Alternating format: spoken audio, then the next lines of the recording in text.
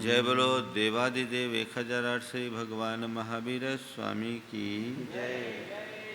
अहिंसा परमो धर्म की परम पूज आचार्य गुरुवर श्री विद्यासागर जी महाराज जी। एक बार भगवान महावीर से उनके प्रधान शिष्य गौतम गणधर ने पूछा कि भगवान, हम कैसी प्रवृत्ति करें जिससे पापों से बच सके। उन्होंने अपना निवेदन एक गाथा के माध्यम से प्रस्तुत करते हुए कहा, कदम चरे कदम चिट्ठे कदमाशे कदम सये कदम भासिज भुंजेज एवं पावम न बझई। भगवान, हम कैसे चले, कैसे चेष्टा करें, कैसे बैठें, कैसे उठे, कैसे सोए, कैसे बोले, कैसे खाएं, कैसे पिए, जिससे पापों से बचा जा सके। कुल मिलाकर हम कैसी प्रवृत्ति करें जिससे पापों से बच सके। बहुत विस्तृत उत्तर की अपेक्षा रही होगी, लेकिन भगवान ने इसका अत्यंत संक्षिप्त उत्तर दिया। उत्तर क्या दिया? प्रश्न को ही संशोधित कर दिया। पूछा था कदम चरे कदम चिट्ठे कदमाशे कदम से कदम भासेज भुंजेज एवं पावम न बझई। तो भगवान ने कहा, गौतम गौतम, तुम पूछते हो कैसे चले, कैसे चेष्टा करे, कदम चरे। मैं तुमसे कहता हूं जदम चरे जदम चिट्ठे जद मासे जदम से जदम भासेज भुंजेज एवं पावम न बझई। तुमने पूछा कैसे चलो, भगवान कहते जदम चरे, यत्न पूर्वक चलो। जदम चिट्ठे, यत्न पूर्वक चेष्टा करो। जदमा से यत्न पूर्वक बैठो। जदम से यत्न पूर्वक सो। जदम भासे जय, कैसे बोलो, कदम भासे जय जदम भासे जय, यत्न पूर्वक बोलो। और कदम भुंजे जय, कैसे खाएं, जदम भुंजे जय, यत्न पूर्वक खाओ। एवं पावम न बझे, इससे पाप नहीं बंधेगा। भगवान ने ये नहीं कहा कि पाप से बचना चाहते हो तो घर बार छोड़कर वन की राह ले लो। भगवान ने ये भी नहीं कहा कि पाप से बचना चाहते हो तो मेरी तरह हाथ पर हाथ धर कर बैठ जाओ। भगवान ने ये भी नहीं कहा कि पाप से बचना चाहते हो तो मेरी नाम की माला जपना शुरू कर दो। भगवान ने कुल ये कहा कि तुम्हें जो करना है सब करो, लेकिन यत्न पूर्वक करो। ढाई अक्षर के इस यत्न शब्द में संपूर्ण जीवन दर्शन का सार समाहित है। जो कुछ भी करना है यत्न से करो। मतलब, यत्न का मतलब होश, यत्न का मतलब जागरूकता, यत्न का मतलब सावधानी, यत्न का मतलब संयम। इसी होश, जागरूकता और सावधानी का नाम संयम है। जीवन में किसी भी क्षेत्र में आप आगे बढ़ो, यदि यत्न है तो आप सुरक्षित हैं, और यत्न नहीं तो खतरा। आप घर से यहाँ आते हो, अपनी अपनी गाड़ियों से आते हो, यत्नपूर्वक आते कि अयत्नपूर्वक? क्या हुआ? यत्न से आते ना, होश हवास के साथ आते, जागरूकता के साथ आते। अगर थोड़ा सा अयत्न हो जाए तो क्या महाराज, यहाँ की जगह अस्पताल पहुंचेंगे और क्या होगा? सावधानी हटी, दुर्घटना घटी। सभी का ये अनुभव है। जीवन के हर क्षेत्र में यत्न आवश्यक है कि नहीं? 4 कदम पैदल भी चलना हो और थोड़ा सा अयत्न हो तो क्या होगा? गिर पड़ोगे, हाथ पांव टूट जाएंगे।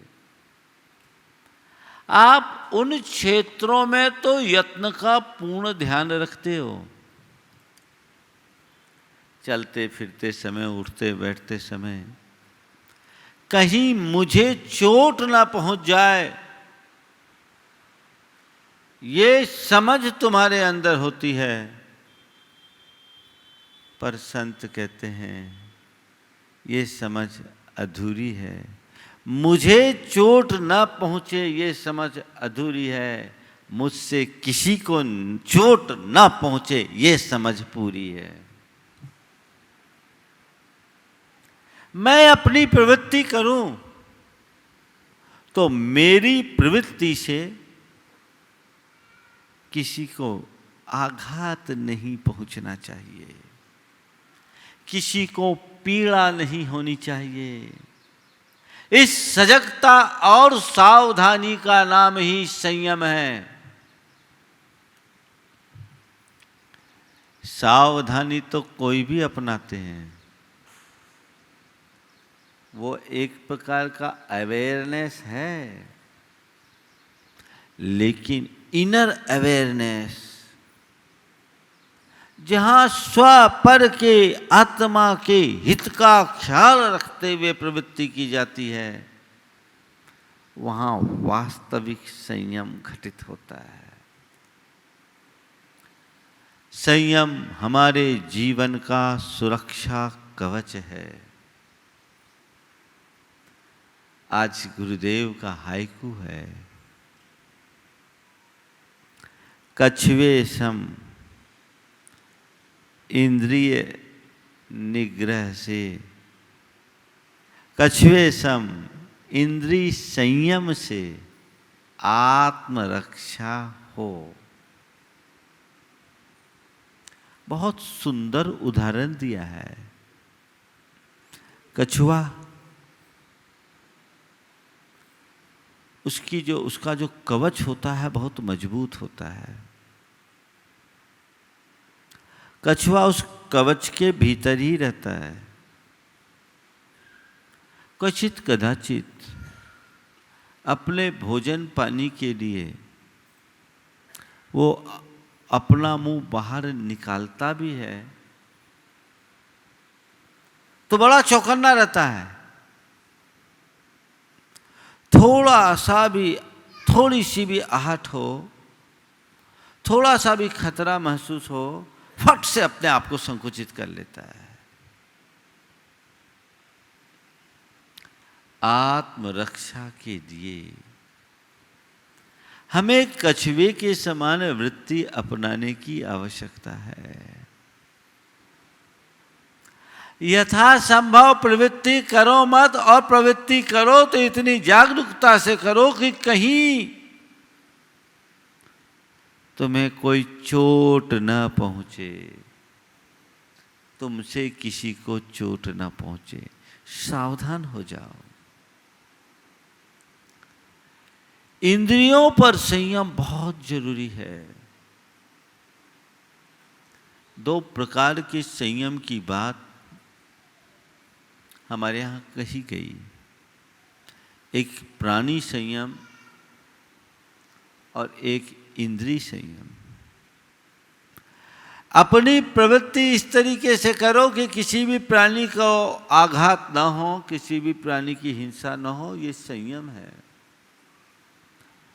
और तुम्हारी इंद्रियां विकारी न बने, तुम्हारा मन विकारी न बने, इसके प्रति जागरूकता रखो, ये इंद्रिय संयम है।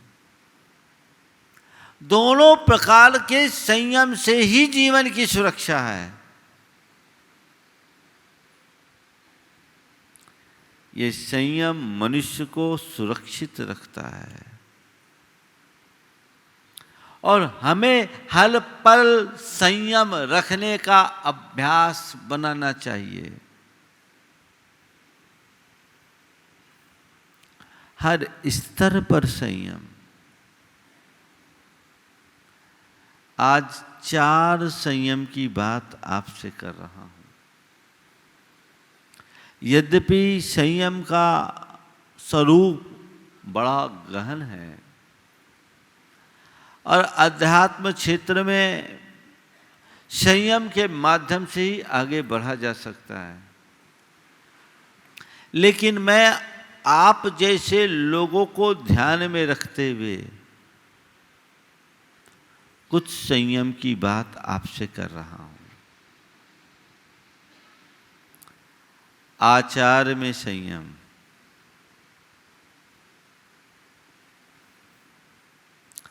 व्यवहार में संयम, भाषा में संयम और विचारों में संयम। आचार, व्यवहार, भाषा और विचार। मेरे आचरण में संयम का कौन सा स्थान, ये मुझे देखना है। जो व्यक्ति संयमित प्रवृत्ति करते हैं उनका आचरण बड़ा सधा हुआ रहता है, और जिनके जीवन में संयम नहीं होता वो यदवा तदवा आचरण करते हैं। जरूरत है नियमित जीवन बनाने की, अपने अंदर एक अनुशासन स्थापित करने की,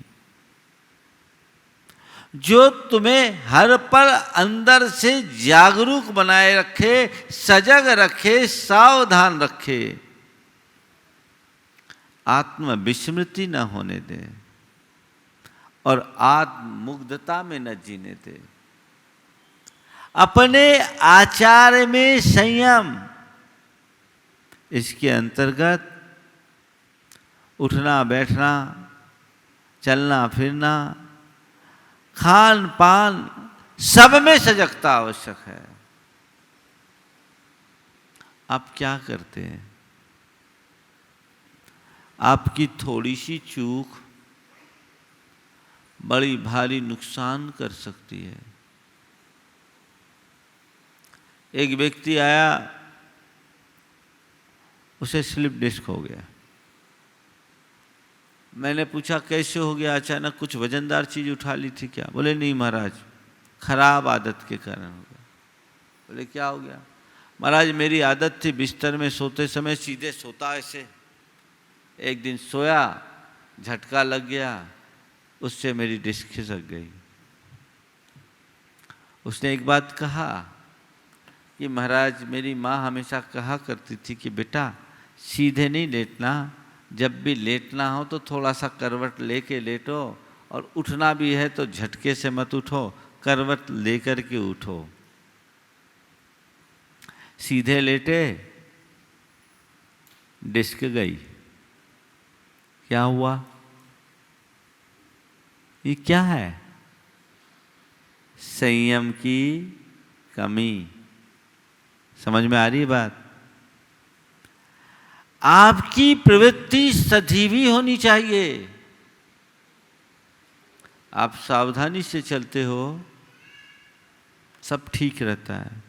एक पैर ऊपर नीचे हो गया तो ऊपर नीचे पैर होता है और असर कहाँ आता है? स्पाइन पे होता है, घुटने पर होता है। ये क्या है? ये किस बात का प्रतीक है? असावधानी का दंड है ना। तो हमारे यहाँ कहा गया कि भैया चलो फिरो, देख के चलो, सावधानी से चलो, सजगता से चलो, खुद बचो और अन्य प्राणियों को बचाते हुए चलो। आचारगत संयम का एक उदाहरण। पर मन से पूछो, चलते फिरते समय तुम्हारे मन में ये मनोभाव रहता है कि मैं जीवों को बचाते हुए चलूं? बिना देखे रौंदते हुए जा रहे हो, कल तुम भी रौंदे जा सकते हो। अपनी प्रवृत्ति में संयम होना चाहिए। खान पान में संयम। अभी तो आप सब लोगों के जीवन में बहुत सा संयम आ गया। डॉक्टर कह रहे हैं गर्म पानी पियो, कह रहे हैं ना, पी रहे हैं। अब फ्रिज का पानी छूट गया, गर्म पानी पीना। अरे भैया बचना है तो करना ही पड़ेगा। अगर हमारे ऋषि मुनियों संतों की बात मान लिए होते तो ये समस्या ही नहीं आती। नियमित दिनचर्या बहुत आवश्यक है। सजग रहो, जागरूक रहो, सावधान रहो, यत्नाचारी बनो। अपनी दिनचर्या को उसी अनुरूप ढालने की कोशिश करो। खान पान में जो चाहो, जब चाहो, जैसा चाहो, जितना चाहो मत डालो। एक दिन गुरुदेव ने कहा था कि तुम्हारा पेट है लेटर बॉक्स का डब्बा नहीं कि उसमें लिफाफा भी डाल दो, पोस्ट कार्ड भी डाल दो, अंतर्देशी भी डाल दो और दिन भर डालते रहो। पेट को पेट के हिसाब से करो। जो व्यक्ति अपने खान पान में संयम रखते हैं वो दीर्घजीवी होते हैं, और जिनके जीवन में संयम नहीं होता उनकी स्थिति क्या है? घनश्याम दास बिरला ने अपने बेटे बसंत बिरला को जो पत्र लिखा था, बड़ा प्रसिद्ध चर्चित पत्र हुआ वो, उसमें एक बहुत महत्वपूर्ण वाक्य था जो उन्होंने लिखा कि बेटा भोजन को औषधि समझकर खाना। भोजन को औषधि समझकर खाना बहुत गहरी बात है। भोजन को औषधि की तरह लोगे तो कभी औषधि लेने की जरूरत नहीं पड़ेगी। अटर सटर खाओगे तो क्या होगा? भक्षा भक्ष का विवेक, इंद्रिय लोलुपता को नियंत्रित करते हुए हमें भोजन पर नियंत्रण होना चाहिए। आचार शुद्धि बहुत व्यापक है, इसमें हमारे समस्त आचार संबंधी नियम आ जाते हैं। वहाँ संयम होना चाहिए। थोड़ी सी चूक पूरे जीवन के संतुलन को बिगाड़ देती है। इसलिए यहाँ बच्चे। दूसरा, व्यवहार में संयम। हमारा एक दूसरे का साथ जो व्यवहार हो वो एकदम संयत होना चाहिए। किसी के साथ भी हम चाहे जैसा व्यवहार कर दें तो उसका परिणाम क्या होगा? हमारे यहाँ एक शब्द है व्यवहार कुशलता। व्यवहार कुशलता को एक गुण कहा गया। कुछ लोग बड़े व्यवहार कुशल होते हैं और अपनी कुशलता से अपना सारा काम बहुत व्यवस्थित तरीके से निकाल देते हैं, और कुछ लोग होते हैं जिनमें रंच मात्र व्यवहार कुशलता नहीं होती। नतीजा क्या निकलता है? रोज किसी न किसी से स्टेशन फंसती है, पेंच लगती है, उनके संबंध बिगड़ते हैं, परिणाम भी उन्हें ही भुगतना पड़ता है। व्यवहार में संयम, इसका तात्पर्य कुल इतना है कि आप जो कोई भी व्यवहार करो उसके परिणाम पर पहले विचार करो। मैं किसी से कोई बात कर रहा हूं, उसका परिणाम क्या होगा यह मुझे पहले से मालूम होना चाहिए।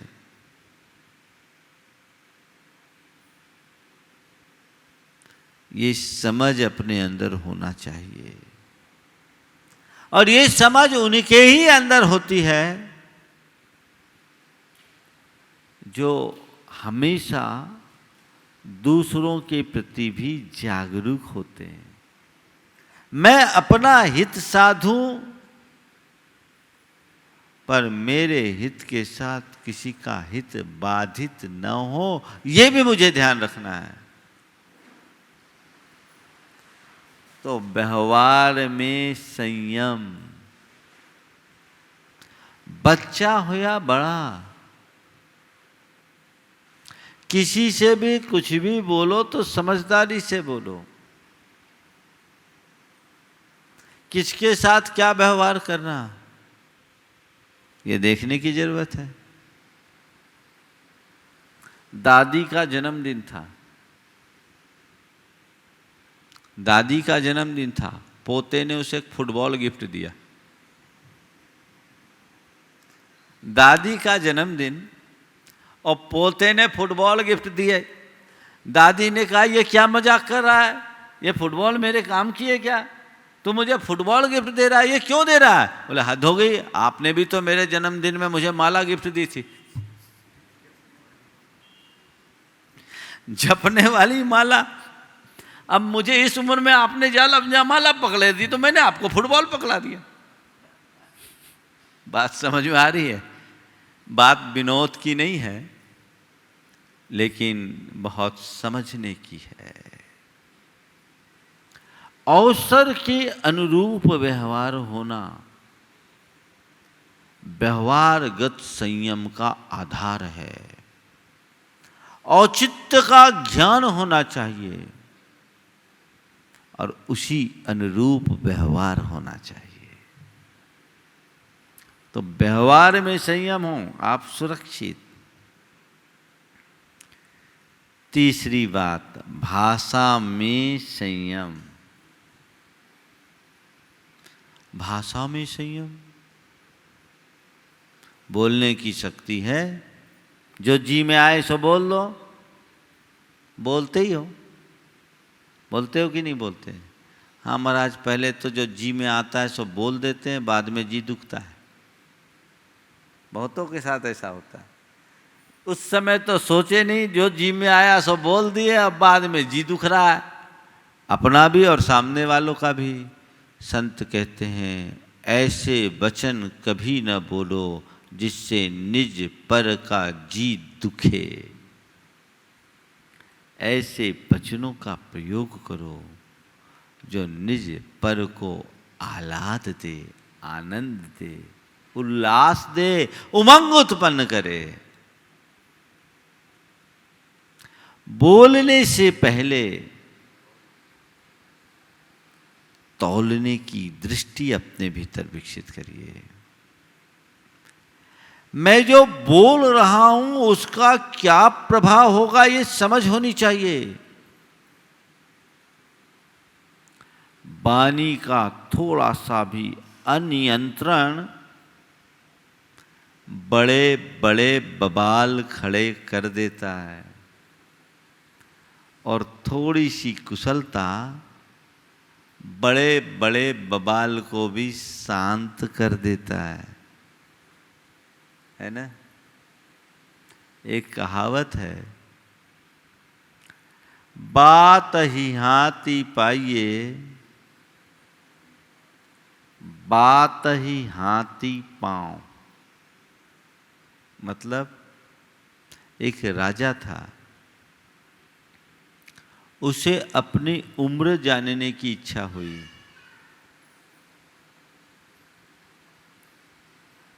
अपने राज्य के ख्यात नाम ज्योतिषी को बुलाया।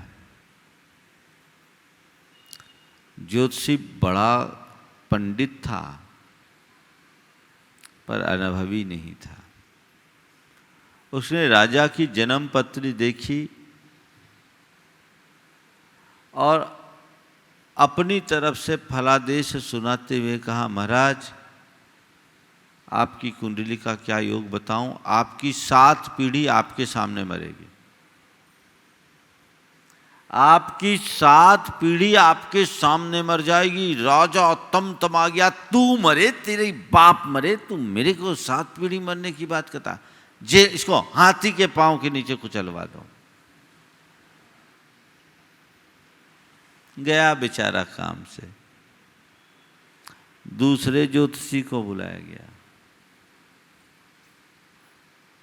उसने पत्री देखी,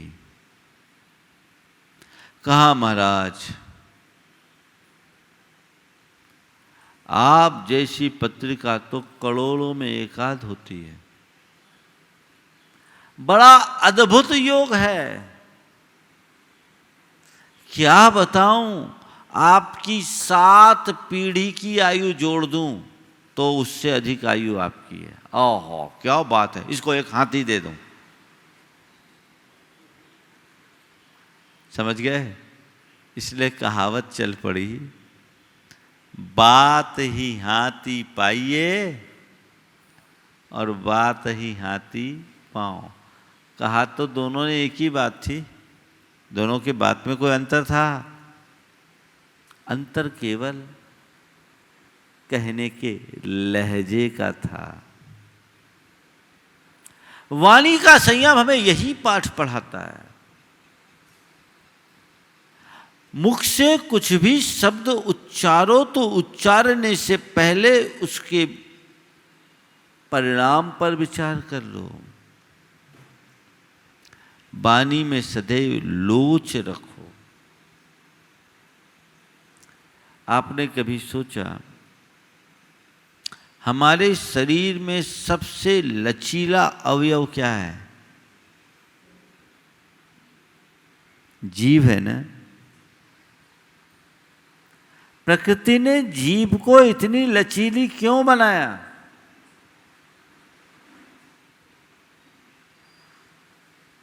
कभी सोचा जीभ इतनी लचीली क्यों है? किसी कवि ने लिखा है,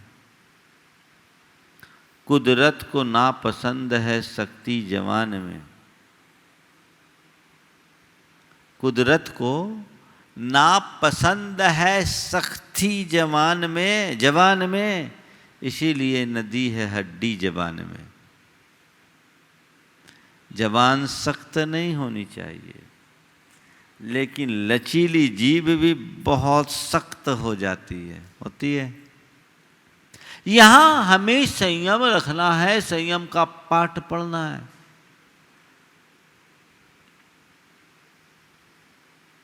वचनों में संयम, संभल करके बोलो, सोच करके बोलो, परिणामों को पहचान करके बोलो, इसकी बहुत आवश्यकता है। एक दिन मैंने आप लोगों से कहा था, आरोप परख, अपमान परख, आलोचना परख और आवेश परख शब्दों का प्रयोग न करें, कहा था। यही संयम है, वचनों का संयम। थोड़ा सा असंयम बहुत भयानक रूप हो जाता है। कहा गया है, रहीमन जिब्बा बाबरी कह गई सुरग पताल। रहीमन जिब्बा बापुरी कह गई सुरग पताल, आप तो कह भीतर गई जूती खात कपाल। एक बार दांत ने जीभ से कहा, ये ठीक नहीं है, मेहनत मैं करता हूँ, मज़ा तू लेती है, सारा स्वाद तू लेती, ये सब नहीं चलेगा। जीभ ने कहा, ज़्यादा चपर चपर मत कर, तेरा काम चौकीदारी करने का है, सो चुपचाप चौकीदारी कर। दांत को ताव आ गया, मुझसे मुंह चलाती है, जानती इसका नतीजा, भले तू क्या कर लेगा बता दे। दांत ने जीभ को भींच दिया, जीभ थोड़ी सी कट गई, और जीभ कटी क्या, एकदम बौखला गई, बोले तूने मुझसे पंगा लिया है, अब तेरी खैरियत नहीं, देख मैं क्या करती हूँ। तूने मुझसे पंगा लिया, अब तेरी खैरियत नहीं, देख मैं क्या करती हूँ। गई और एक पहलवान को 10 गालियां एक साथ सुना दी, और जैसे पहलवान को गालियां सुनाई, पहलवान को गुस्सा आया, एक घूंसा मुंह में दिया, बत्ती सी बाहर आ गई। समझ में आ रही बात? दांत गया। तो इसलिए कहते हैं, रहीमन जिह्वा बापुरी कह गई सुरग पताल, आप तो कह भीतर गई जूती खात कपाल। इस पर अंकुश रखना बहुत जरूरी है। वचनों का संयम अपनाना है। प्राय जब कभी भी आपसे संयम की बात की जाती है, मुझे संयम लेना है, तो खाने पीने की चीज़ों को लोग छोड़ते हैं। अच्छी चीज़ है, छोड़ना चाहिए, लेकिन वो संयम बड़ा उथला संयम है। असल संयम तो हमारी प्रवृत्ति का है।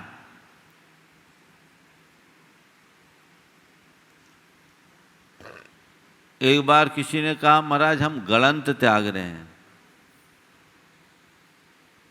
हमारा गलंत का त्याग है। मैंने कहा मन गलंत का भी करो। क्या गलंत तो छोड़ दोगे, मन गलंत?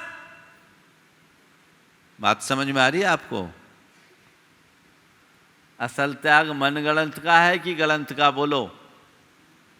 गलंत को जैन परंपरा में जो जितने भी जमी कंद होते हैं उनको गलंत कहते हैं, और जैन परंपरा में जमी कंद नहीं खाया जाता। तो उसका तुम त्याग रहे हो, अच्छी बात है, लेकिन मन गलंत का भी तो त्याग करो। अपने अंतर मन को ठीक करो। तो वाणी का संयम, और चौथा है विचारों में संयम। यद्यपि ये टॉपिक ऐसा है कि एक एक दिन एक एक को ले सकते हैं, लेकिन मुझे श्रृंखला को हाइकू के हिसाब से ही आगे बढ़ानी है, इसलिए आज संक्षेप में ही चारों की बात कर रहा हूँ। और आप लोग बहुत समझदार हैं, जैसे हाइकू की 17 अक्षरों में सारी बातें आ जाती हैं, तो हमारे भी कम शब्दों में आप बात तो समझ रहे हैं, ज़्यादा बताने की जरूरत नहीं है। लक्ष्य रखना है विचारों पर संयम। अपने विचारों के प्रहरी बनिए। आपने कभी अपने विचारों का आकलन करने की कोशिश की? 24 घंटे कितने अनर्गल विचार मन में आते हैं।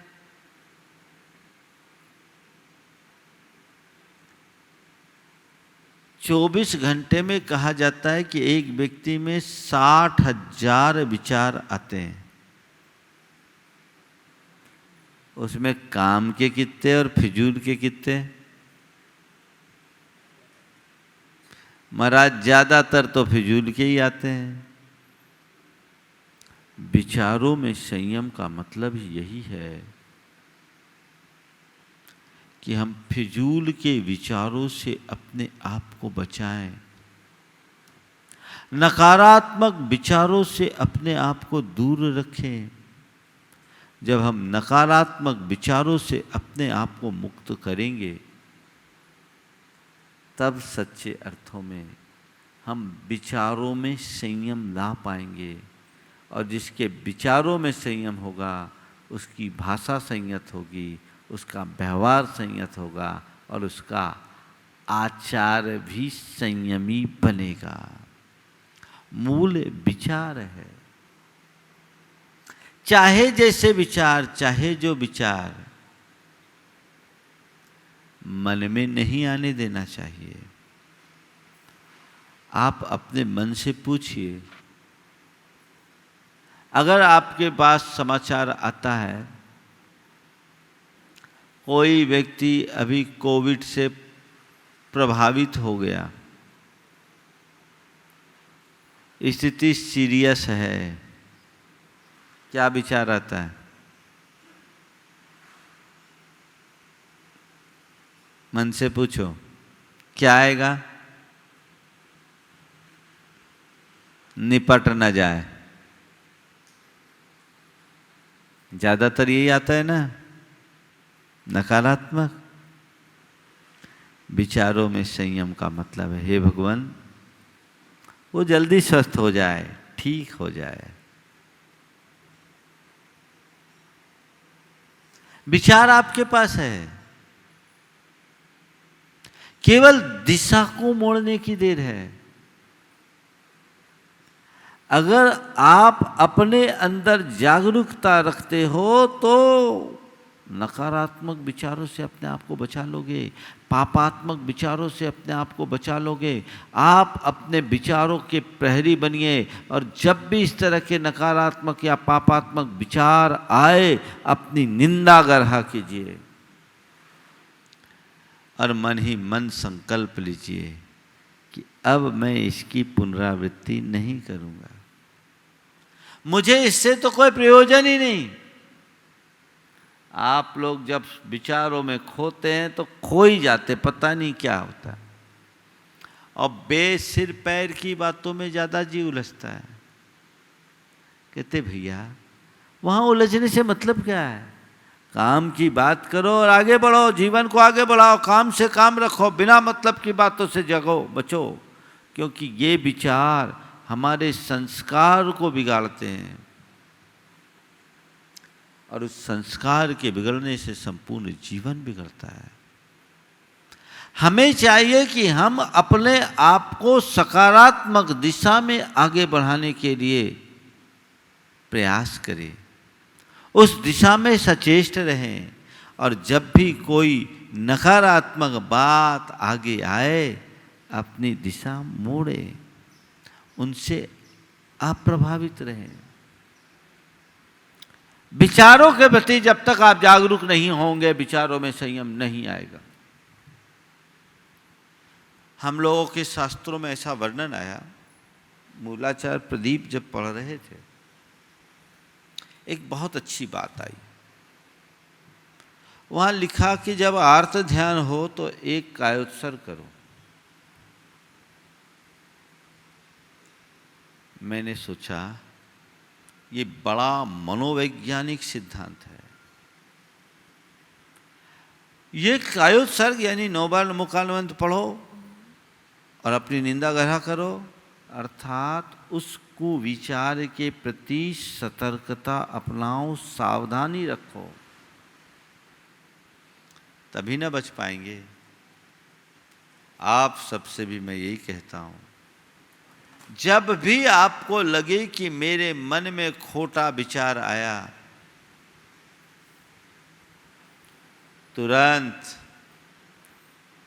आप भगवान का नाम लो, 9 बार अपनी निंदा गरहा करो, हाय ये गलत मैंने सोचा, मैं गलत सोचा, गलत बोला, गलत किया, अब मैं नहीं करूंगा।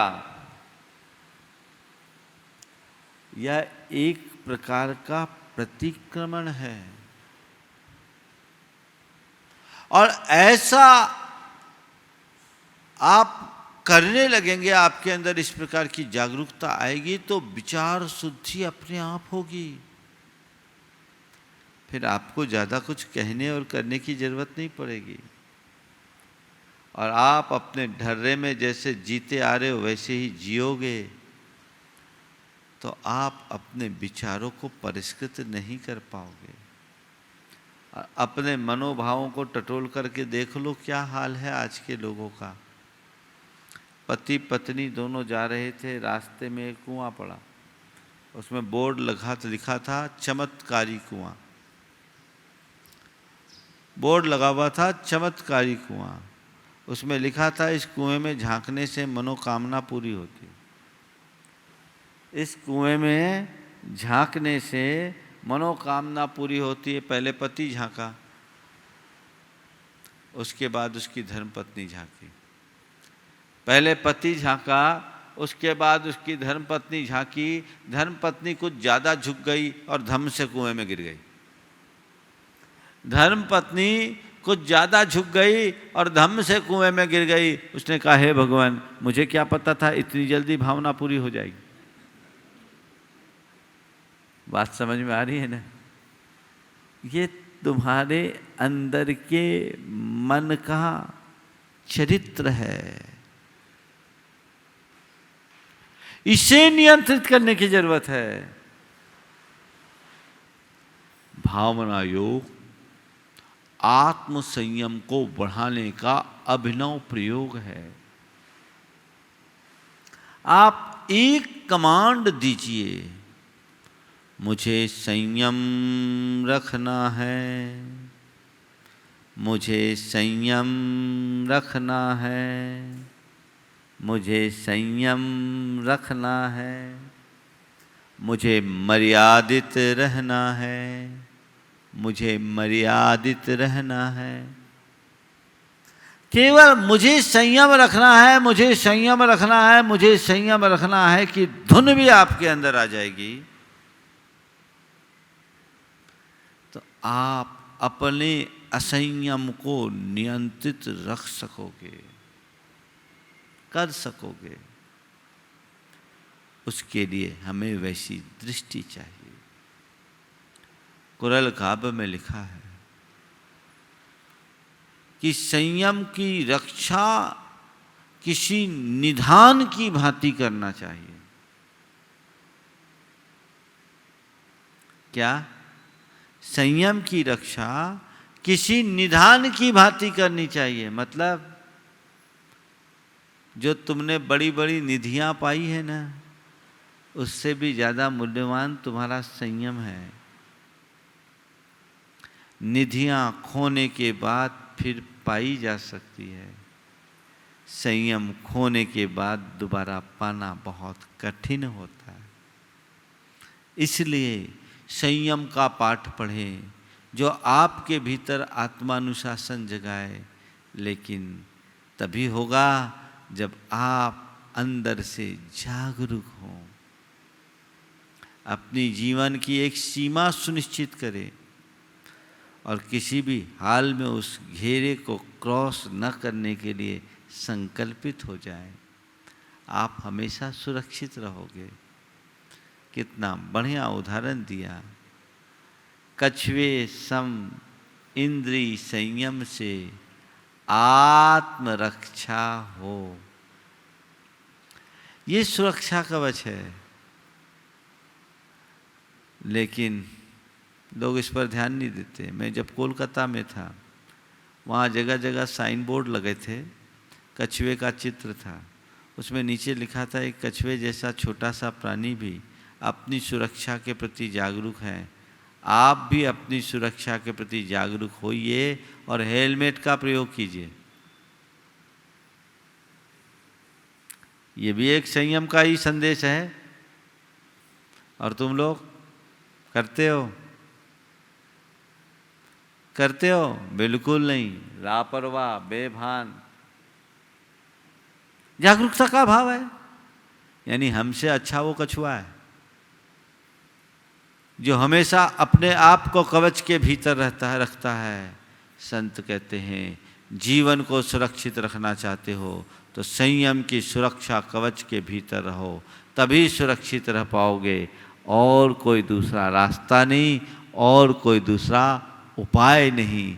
तो ये संयम हम सबके जीवन में आए और अपने जीवन को आगे बढ़ाएं।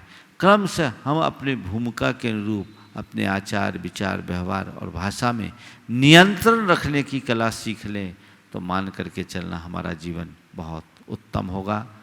समय आप सबका हो रहा है।